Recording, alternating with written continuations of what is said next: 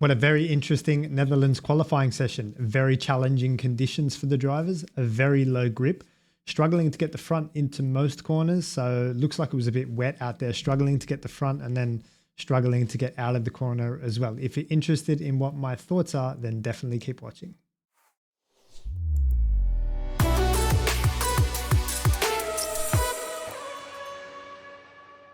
For those of you new to my channel, my name is Martin and I started racing when I was 12. In the sim world, I've raced and beaten some of the best drivers in Australia. I worked as a driver and performance engineer in Formula 3 and I developed my own race strategy simulation software for Formula 1. I raced in KZ2 at the highest level and got pole position in my first ever race. I specialize in the open formula category and now have my own course and website where I can share my 20 plus years of driving experience with you, which I'll put a link to in the description below. All right, guys, I've got a couple of things noted down on my phone as I was watching the session. Just a few call outs with regards to the lines the drivers were taking, some of the things they were doing, what was working, what wasn't working. So let's go through them. So the first one is that I've been saying on my Instagram, McLaren domination leading up to this qualifying and race sessions. It wasn't quite McLaren domination, but one of the McLarens was dominating. And so I think I was on the right track in saying that the car was going to be dominating. Now, 70% of you voted on my poll and said that, yes, we agree, McLaren domination as well. And 30% said no. I'm not sure what your reasons were, but my reason was because they dominated essentially in Hungary. And Hungary and the Netherlands share a lot of similar characteristics. So you've got a lot of long corners in Hungary. You've also got a lot of long corners in Netherlands as well.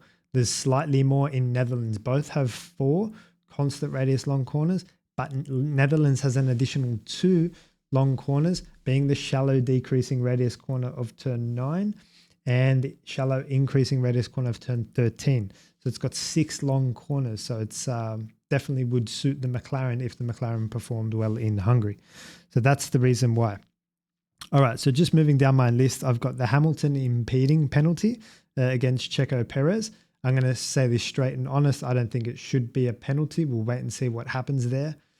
But there's nowhere that Lewis could go. And it's a small, tight, old school track. As far as Sergio Perez is concerned, shit happens. Stop whinging about it. And as far as Lewis is concerned, like, I think he did the best he could there. And that's the end of that story. Okay, so Max's lap. Let's head over to the whiteboard so we can have a look at some of these corners together. All right, hopefully you can see that on the screen in front of you. Max's lap in mistake and mistake.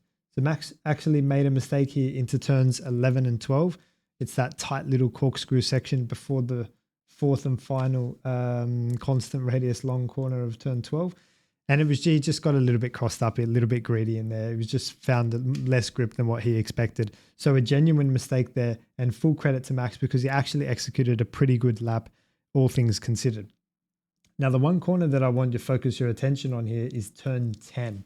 For me, this was the key. This showed that the drivers who know what's going on versus the ones who are still learning what's going on.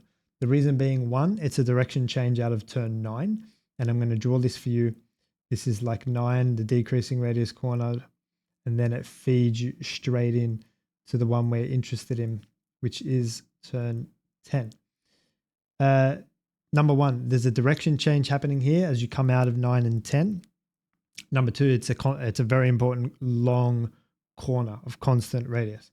So what Oscar was doing, Lando was doing, Lewis Hamilton was doing, and Max was doing, and they were all guilty of it, was that they were coming in, taking this, and then being very keen to switch across to the other side of the track and find this entry point into turn 10.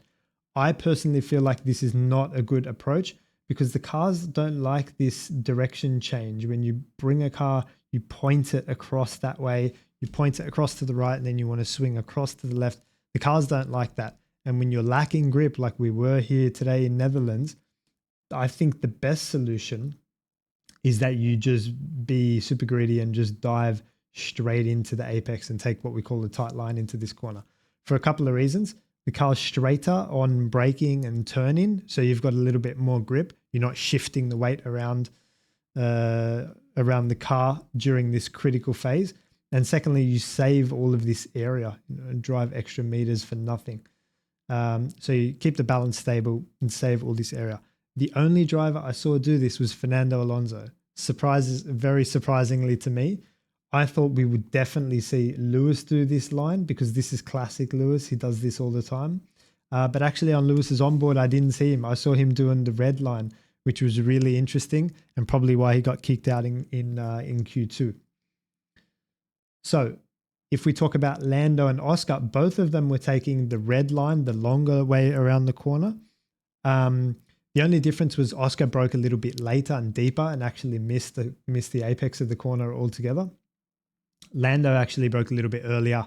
He kind of made the apex and got away with it. How you know that even though Lando made the apex and got away with it, and this was still the wrong line, was have a look at Lando's exit.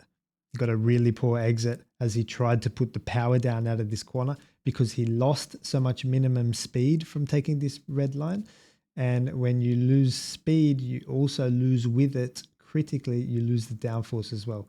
So Lando struggled to get out of that corner as a result of taking that line. I think everyone would have been better off if they'd taken the green/purple line and dived in earlier into this turn 10 long corner of constant radius.